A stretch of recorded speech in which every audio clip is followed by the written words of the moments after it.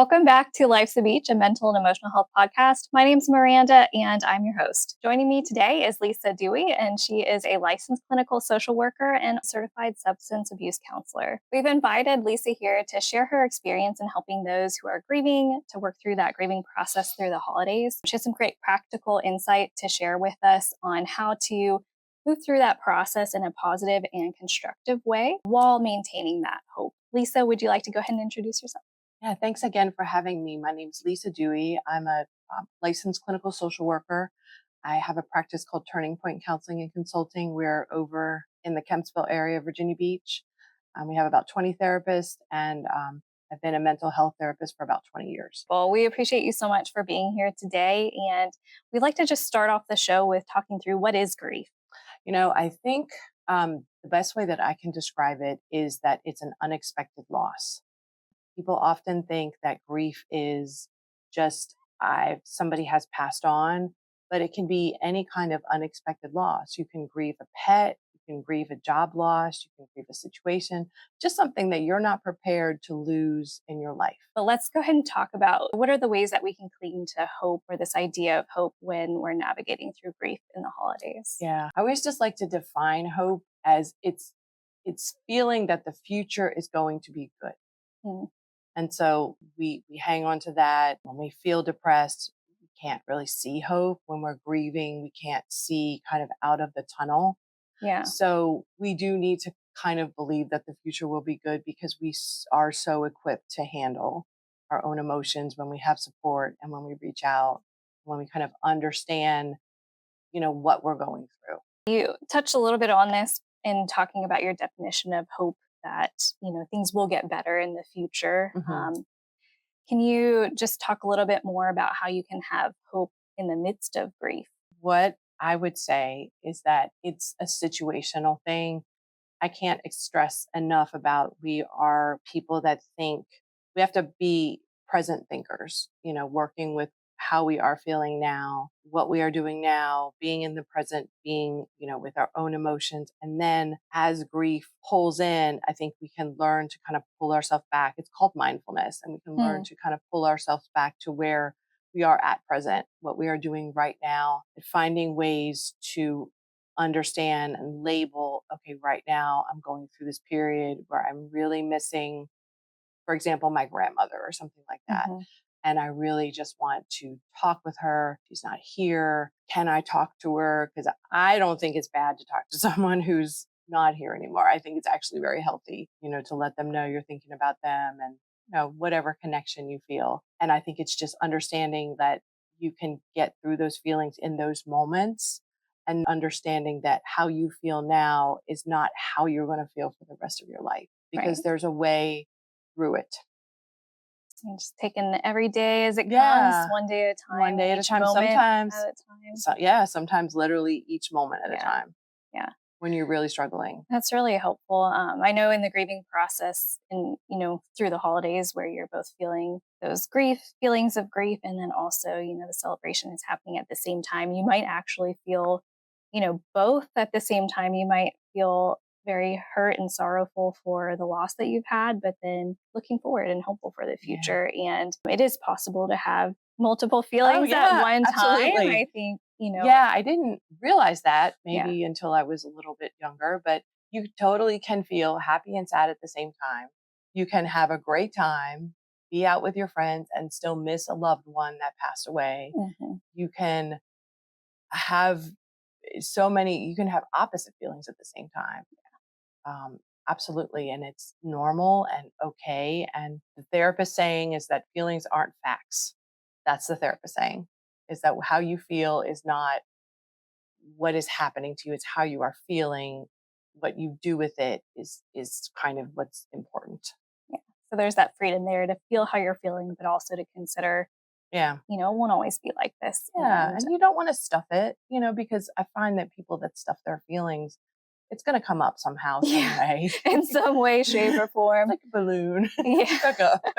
Yeah, it's not really gonna go away. So I think it's, if you are sad, take that time. I think a Mhm. lot of people don't allow themselves time to grieve, don't allow themselves to be sad, to reflect. And I think again, it's part of what we should do. Yeah. So you mentioned earlier that grief isn't always linear and can be really challenging through the holidays as you're not always prepared for what feelings and emotions you might need to be mindful of. And can you just talk a little bit more about, finding the way to move forward? I think my big thing is just mindfulness, just staying in the present. The more that people can be kind of self inquiry about, okay, I'm feeling kind of a certain way. What is this? Is this sadness? Why am I having sadness? Okay, maybe because of this loss, et cetera, et cetera, et cetera. Okay, this is what I got to do. Get through this. What am I going to do with this emotion? And then, how can I, accept it and just kind of take action to help cope with it, Hmm. in a positive way. I'm not a fan of distracting themselves a lot, but I Sure. think it's okay to, you know, take a nap, read a book, do something like that. I think temporarily to get yourself back to like your kind of everyday life, I think that's perfectly fine. But distracting yourself in ways that's not going to serve you well is not going to be good for you. Mindfulness, support, part of grief that is our human existence is it's often a shared existence. So Right. if you're missing a family member, chances are other family members are missing a family member too, or the same family Right. member. What I hear from clients that have missed family members, and it's so important, is that they want to keep memories alive. So Mm. talking about that person, remembering what they did, how they cooked, how they were, laughing, jokes, that keeps them around. And I think that's so helpful. We just expect everybody to just clean it up. Okay, the person's gone and we're just going to move on with life. But the person has existed. The situation was there, the relationship happened. But so it's okay to remember times that have maybe been a little bit better for you. Yeah. And having And that shared yeah, experience with your having a shared family experience is with a a family. great way to bring up those memories and Yeah, relive them. Yeah. especially during the Good holidays when there advice. is that natural get together. So, doing some of the things that maybe you used to do together Cooking a as a part of meal. those old Yeah. memories. Cooking some, apple pie that your grandmother used to make or something. Yeah, just anything that is a positive use of your feelings that you're going Mhm. through. Let's talk a little bit about, what can you do as far as like maybe you want to create new memories and how do you move forward with doing that? Family traditions are really cool, especially during the holidays that people have gathered anyway to include maybe a person that's passed on what they have done in the past. For example, I know people that will continue to set a place at the table or Hmm. will continue to make a certain meal or will continue to watch a certain movie because this person always watched the same movie. So it's neat because that person feels like they're still there. Yeah, great way Yeah. of honoring an older Yeah. memory. Yeah. And I think we forget to do that. I think you mentioned substance abuse and how that can be a way in those situations that someone might turn to in an unhealthy way to cope with that Yeah. I situation. mean, I think, parties naturally there's spirits there, of course. And I mean, I think it's great to have, partake, but I think when people lean on substances a little bit too much is when you find, and I will tell everybody this, when it inhibits your functioning, when you can't do the things that you need to do, when you can't be the person that you are usually to your family, when you are missing appointments, missing work, that's when things are maybe a little bit questionable. Are there any other, ways that you might warning signs per se that you might be handling your grief in an unhealthy way? Yeah, I think when people tell us that we're not acting ourselves, it's something to pay attention to. Hmm. I mean, that we all have off days, of course. Of course, we're supposed to, we're allowed to. But if someone is telling us, hey, been a little bit too angry, they're giving us a little bit of a clue that, yeah, maybe something's a little different. Our loved ones know us best.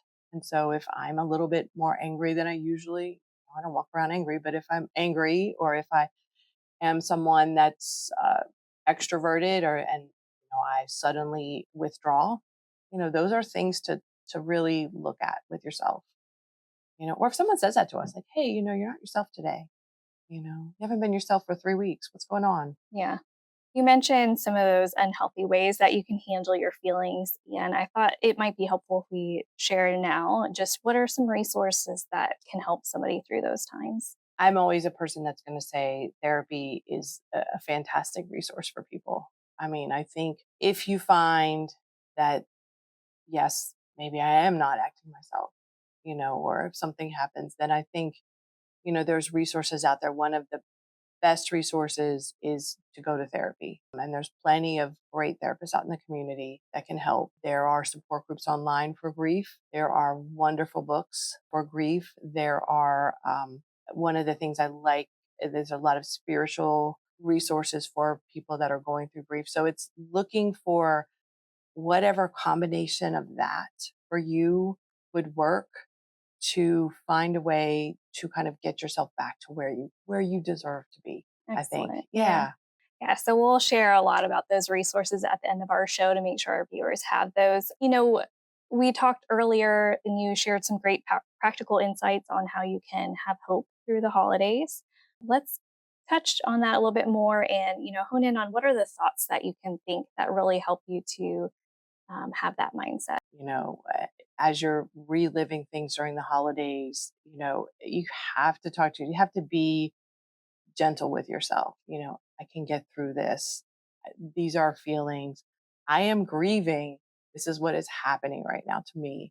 This is why I am so sad. This is why I don't feel like being at this party. Grief is the absence of love. And so if you think about it's to the point where you have loved something very deeply and you're going to miss it in the same deep way. Yeah. The person, the situation, whatever. So talking yourself through that positive, I can get through this. Nothing is permanent, even to so far as to say, this person that I'm grieving wants me to live a good life.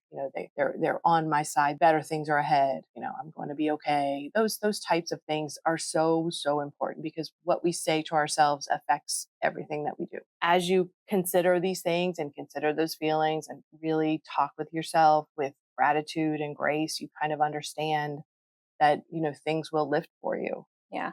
That cloud of feelings will Yeah. dissipate and you'll be on the other side of it.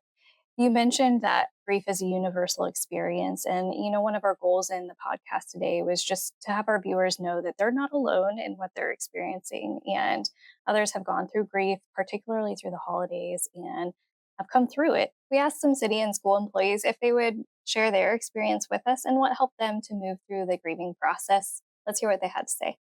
My name's Colleen Roseberry.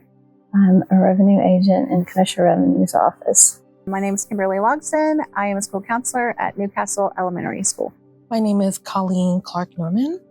I am the benefits coordinator for the Consolidated Benefits Office. My name is Kelly Knight. I am a marketing specialist with the school division.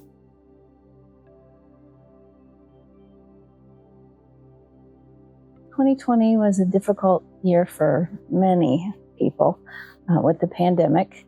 But in addition to that, in 2020, my family, my mom went in the hospital. She was in the hospital for a couple of weeks. It was not COVID related. And then she was in rehab for a couple of weeks. Then she came home in September on hospice. And she passed away 2 days after her birthday in November, which was right before Thanksgiving and Christmas. First person I lost was my grandmother, who probably was my favorite person ever growing up. And she was the person I would confide in, and she was the person that I could count on. She was our leader of our family. All of our traditions and values all came from her. And so losing her and kind of suddenly was a really big blow to me as a person in my heart. So another one was my mom. She had actually battled cancer for a few years. Well, I say few, but 7 years.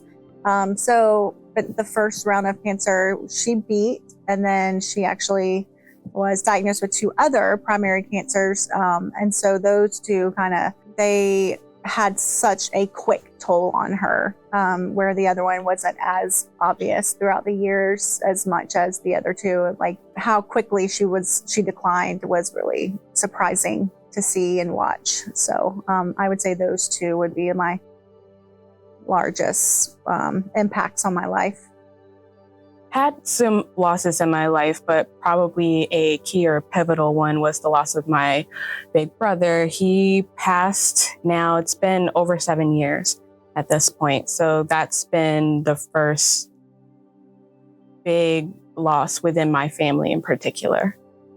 So I've been with the organization for about 6 years. And unfortunately, the day I was supposed to start, my 21-year-old nephew was tragically killed in a bike accident. It was very devastating for my family. My sisters and I are very close, and we raise our children to be close.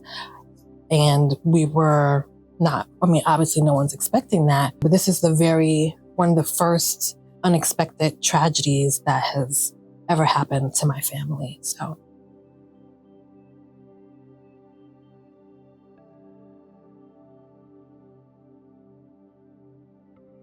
So some things that helped me through the grief were art, dogs, and my close family. So those three things were very key during my healing.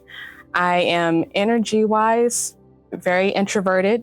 Some people may be surprised by that, but I have to kind of come away from people to gain energy. And so another thing that was helpful for me was kind of coming away from social media, coming away from large group gatherings and things. I just wasn't able to process a lot of the sympathies that were coming in at the time. So I did need to come away from large groups of people, but keying into my artistic side, keying into my family, playing with my dogs, that was part of what helped me at that time. Something that someone said to me, they said that the amount of pain that you have for your loss is usually equated to the amount of love that you had for that person while they were with you. So, it's natural to kind of equate the two, that somebody that meant so much to you in your life is going to have equally as much pain when you miss them later.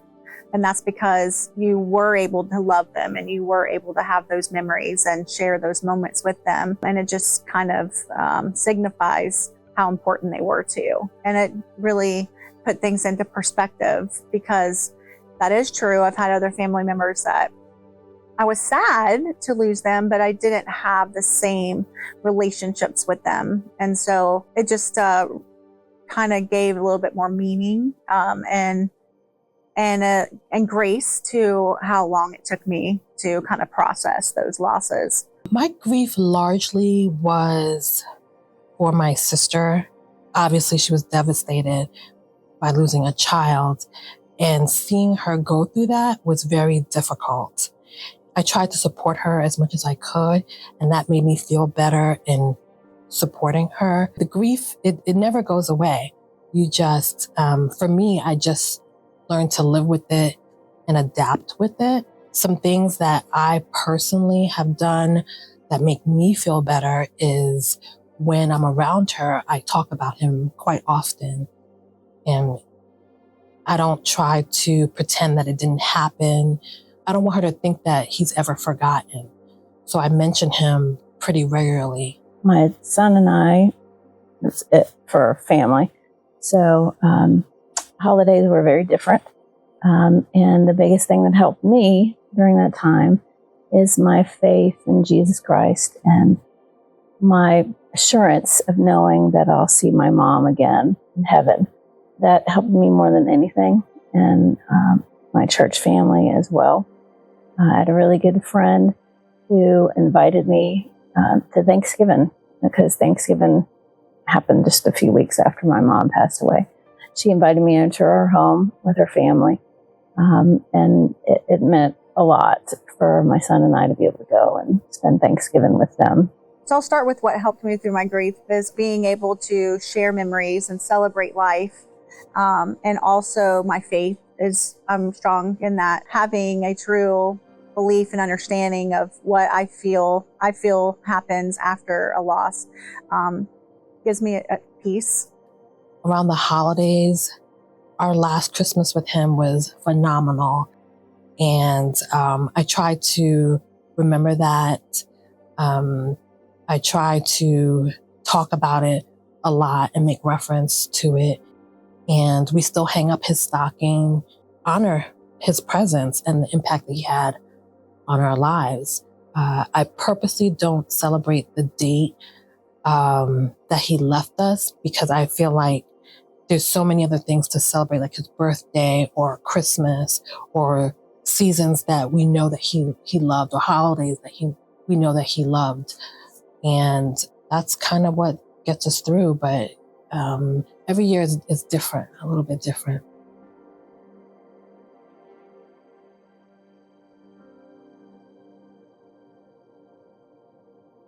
We always continue the traditions that we had with our grandmother and my mom. So, my mom, both of them were very big into Christmas. And so we continue that. The things that we knew that were important, we continue to share those traditions and those events with our children, allow my children to see that it's okay to grieve and it's okay to mourn the people that you love so much, and that it's healthy. And so they can then also practice and witness and hopefully take on some of those strategies themselves, so that they can, when they are also experiencing loss for themselves. So when a parent dies, there's a hole that can't be replaced. And the biggest thing that I do is make sure that I spend time in prayer and in God's word. Reach out to my church family and my friends when I'm struggling and having a hard time. And I know, God's going to be there and get me through that. So what I do now that I find helpful doesn't make a lot of people happy, but it helps balance me out, is that I don't key in on what other people want me to celebrate or want me to feel. I key in on how I'm feeling. I allow myself to feel how I'm feeling. And that's what I go with. So my brother he passed on my birthday. So a lot of people try to force me to celebrate my birthday to change the story. I didn't celebrate my birthday before he passed. So it's definitely, I'm a little touchy about birthdays now. And his birthday actually starts the holiday season almost. So then it's like, then you're going into Thanksgiving and other holidays. So I am a little touchy on birthdays, and sometimes I just take me time, come away from people. That makes me feel better, so that I'm not absorbing other people's sympathies that they have for me, and I'm able to just live. Another thing that I do personally is I feel like I want her to be comforted. So every season I go to his gravesite and I change out the flowers with the colors that are appropriate for the season. So for the fall, I've already changed out his flowers to autumn colors. In the summer, I bring out all the yellows and the bright colors. The winter, I put a little stocking and other things. And I have a container that has quite a bit of flowers. If I see something that's new, during COVID, I thought it was funny, and I put a mask on his flowers, just little things. His birthday, I put balloons, and I do that so that anytime my sister or any, his grandmother, anybody goes by, they'll see that I've even put down grass seeds on his gravesite, because I wanted the grass to be nice and bright. But and I also put a solar light, fairy lights. Obviously, no one's going to see that, but I just want anyone that goes there to know that he hasn't been forgotten. So that's just me personally, what I do. And it helps me feel better.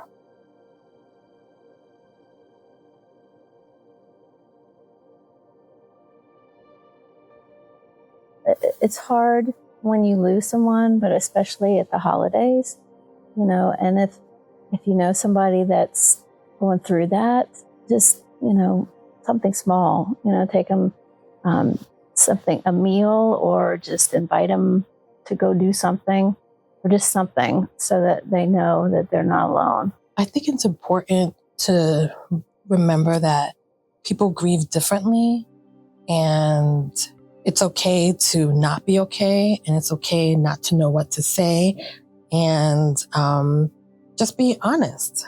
And tiptoeing around people, it's not helpful. And I think people would appreciate it more if you just shared and were honest about how you were feeling. They might take comfort in that you thought about what they're going through. You just don't know what to say. Because most of us don't even know how to feel either. I don't think there's a right or wrong way. From a counselor's perspective, it's important for people to realize that grief is not only losing another person. Grief comes in many forms, even if it's just a weekend together or a party night, like family night. You can grieve those different losses. You can grieve the loss of a pet. And a lot of people think that that's silly. And I am like, kids come to me all the time and they're just devastated when they lose a pet as much as when they're losing a loved one. They not only signify companionship, but they signify safety as well. Losing sometimes both aspects, if not more, than what need they're feeling for us. If someone loses their house through a fire, they can grieve that. So the process looks the same, but the background is different. But we have to allow children to realize that it's okay, and we all have these different experiences. We're not expected to have all the answers, and we're allowed to have these feelings and move through these steps, and to lean on other people, because nobody can do it by themselves. We're not supposed to. So make sure that you reach out. There are often times where you may go through something that wouldn't have seemed as big or as pivotal in your life before you experienced that initial big grief. But they kind of reverberate in you in similar ways, and it may bring back those feelings. And for me, I just allow myself to feel what I'm gonna feel. I don't beat myself up for feeling that way and make myself feel worse. It just is what it is, and I get through it. And then I'm able to come out and live life after that, be a little bit more graceful to myself. And I really can't advocate enough. Therapy isn't for everybody necessarily, and not at all times, but therapy can help you gain tools to kind of recognize when you have certain patterns happening over and over again, like grief cycles, and help give you tools to be able to feel it and move past it. So I am a big advocate for therapy. Thank you to those who shared. We appreciate your stories, and we hope that those stories will help others as they navigate through grieving through the holidays. Before we close out and share some additional resources with you, Lisa, were there any final thoughts that you had? Yeah, when someone loses someone, even when it's not the holidays, in those initial times, you're surrounded by family. You have people that are supporting you. People cover and help people that are going through, initial losses. Over time, people tend to go back to their lives, and people that are grieving are often left like, okay, now what? Now I'm just supposed to return to normal. And what I would say, and I've, just observations from a lot of working with clients that have lost people, is that it's okay to talk to someone that has lost someone, to go up to someone and say, hey, how you doing? I know your mother passed away. Are you okay? Do you need anything? Is that we don't talk about grief, and we feel like it's a taboo subject sometimes. Sure. But also, I think those that are grieving want to be checked on. They want to understand that their loved one is still around. And so it's okay to say, hey, I know you just went through a big job change. Are you okay? Yeah. So it's okay to ask someone how they're feeling, I think is what I would leave you with. Yeah, that's an important thought, because, you might know somebody who's had a loss, but you don't want to say the wrong thing, and you don't want to bring grief if they're not already I don't know thinking that about that. wrong So thing to say, other than, Yeah. hey, something insulting would be wrong to say, Sure. of course, but just to say, how are you? I don't think that's wrong. Yeah. Somebody intentionally, instinctually knows if I say, hey, how are you doing? They kind of know I'm asking about that thing that happened to me or something. Yeah, without having to actually say, it. hey, how, And oftentimes, and especially going through the holidays, people might want to talk about their Yeah, loved they one. They might do. want to share those memories. They So do. Yeah, that's a great final parting thought for our episode today. In preparing for today's show, you mentioned a couple books that would be great resources for anyone who wanted to continue to read and think about what we're talking about today. Yeah, there's so many. If you do an Amazon search, there's so many books, but two that I really like there's a book called After Grief, and it kind of talks about grief as an arc where it's a whole entire process that you're going through. And so I think that's a nice one, if you're looking at like kind of what am I supposed to do long term with this? And then there's another one, and it's called It's Okay Not to Be Okay. And that's just a good general grief for someone that's going through this and doesn't really understand what they're going through.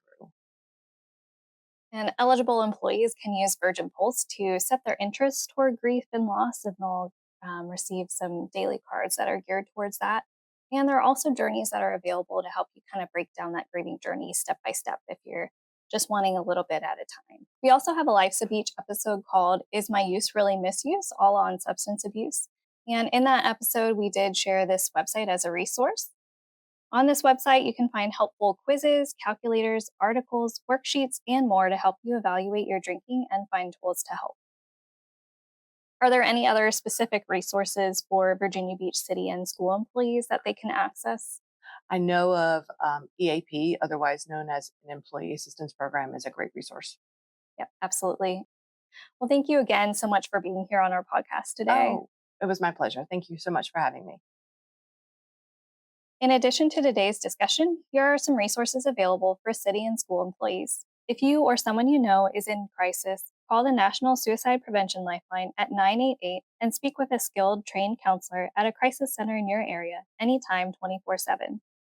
Virginia Beach City and school employees are encouraged to contact their Employee Assistance Program through Optima EAP for short-term counseling and a wide array of work-life services that can help you balance the many tasks you may have. Call them anytime 24/7 for urgent matters at 757-363-6777 or 1-800-899-8174, or you may call during business hours Monday through Friday from 8 a.m. to 5 p.m. if you'd like to schedule an appointment for EAP counseling. Visit their website at optimaeap.com, company username Virginia Beach. Thank you for joining us for this episode of Life's a Beach, a forum for VB City and school staff to hear and participate in everyday discussions about how we're thinking, feeling, and doing. Speaking of city and school staff, we'd love to hear from you. Please fill out our mental and emotional health topics survey and tell us what you want to hear about in the future. You'll find the link in the description for this episode. And please remember to like this episode and subscribe to our VB Benefits YouTube channel. Just click that button. You can do it. We believe in you.